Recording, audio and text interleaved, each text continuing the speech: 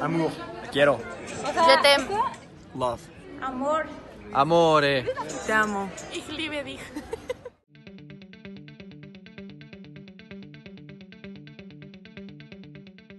Why have we always seen in movies that Disney princesses wait all their life for their Prince Charming? They hope to find their one true love, that he comes and rescues them from the castle, gives them their first kiss, and they live happily ever after. Why have we created the idea that in order to live a happy life, it is necessary to find true love? Why does everyone want to find their one true love? Why are human beings in constant search for love? Countless numbers of philosophers have written books about love, each of them trying to define the concept of love. However, each one of them ends up interpreting love differently. Why? Why can't we simply give it an exact definition or a mathematical formula that doesn't have any variables that can alter the result? Because love itself is an abstract concept, an imperfect idea, an unanswerable question. However, here we will try to analyze this thought thoroughly and scrutinize the idea of love. We believe that love itself can be considered an essential necessity for human beings because regardless of the sex, age, nationality, religion, etc., it is a proven fact that us humans search for love. Why can't we simply live as solitary individuals that live far apart from one another and at the same time to not feel lonely? We believe there is something more than an attraction. We believe there is a much more complex neurochemical connection between these two people that we may nowadays not fully understand. Schopenhauer's idea explains that love it is a feeling that we feel naturally by the selection of the human beings to find their satisfaction. Love determines the foundation of the next generation. People have the instinct of having the desire of sex in general, so we unconsciously choose someone. Every love starts with the desire of the other. Then we search and match certain characteristics to find our true love.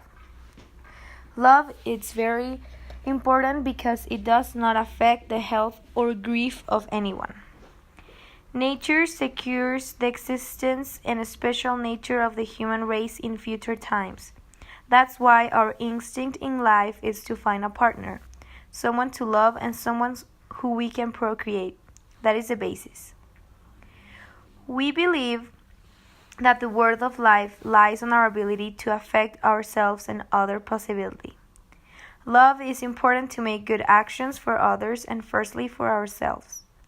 For many, love is the focus on our lives as the main purpose of it. We cannot live without love because love makes us feel part of something. Also, love is something that we are born with and we cannot disappear this feeling.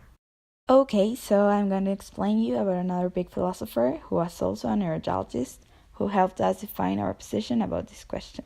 His name was Sigmund Freud. His first theory of love consisted in that human beings tend to look for love in people that reminds them of their first and most important loving person in their lives. In this case, our parents. This meaning that when a person received some characteristic of paternal love as a child, however, it was demonstrated to he or she. When that person grows up, he or she will unconsciously start searching for this characteristic in a future loving partner. That's crazy, right? However, his second theory of love followed the discovery of how love completes our unconscious narcissism. This meaning that when a person falls in love, he or she actually falls in love with someone who is his or her mirror image of their perfect self. According to him, feeling loved by someone reciprocally makes that person believe that this other person completes him or her in so many ways. These theories of Sigmund Freud help us confirm that human nature is to find, in some way, some other person that can be their better half.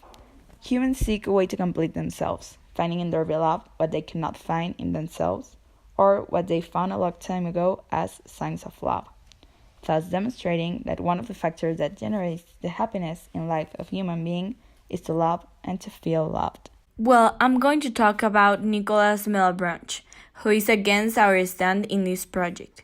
He was a French philosopher and a theologist born on 1638, who then became a priest and at the same time he discovered profoundly Descartes' philosophy. Since then, he was adapted a little bit of Descartes' ideologies and ways of thinking. It wasn't after 10 years that he began to publish his work. Later on, he took sides against the Jesuits whose apologetic methods were very controversial at the time. Now we shall talk about his main philosophical points regarding love. His predominant ideas about it were that God, as Catholic religion, was the one and only cause, or at least the main one, for us humans to search love in our daily life, to have an inclination for love. Well, bottom line, he mentions that love is the principal cause of acts of kindness, since love is purely good and without bad faith. This refers to true love as a fully delightful feeling to yourself or a mate. He also asseverates that since all of us have the original sin, occasionally or commonly, our love can be disordered, standing by it maneuvers us undeviatingly to bodily amusement and misleading us by the conceptualization of love. I'm sure most of us, at least once in our life, has probably wondered about love. Many philosophers have tried to define this notion. However, each one of them has interpreted in different way. And so have we. Why? Because love itself is an abstract concept and an answerable question. Since love can be represented in many aspects of our lives, making it hard to give it an exact definition. As a conclusion, we as a team believe that love itself can be considered as an essential necessity for human beings, because as history has showed us time and again, that regardless of the sex, age, nationality, religion, etc., it is a proven fact that us humans search for love, either because it comes from our nature or because there is something much more deeper than just a sexual desire of reproduction.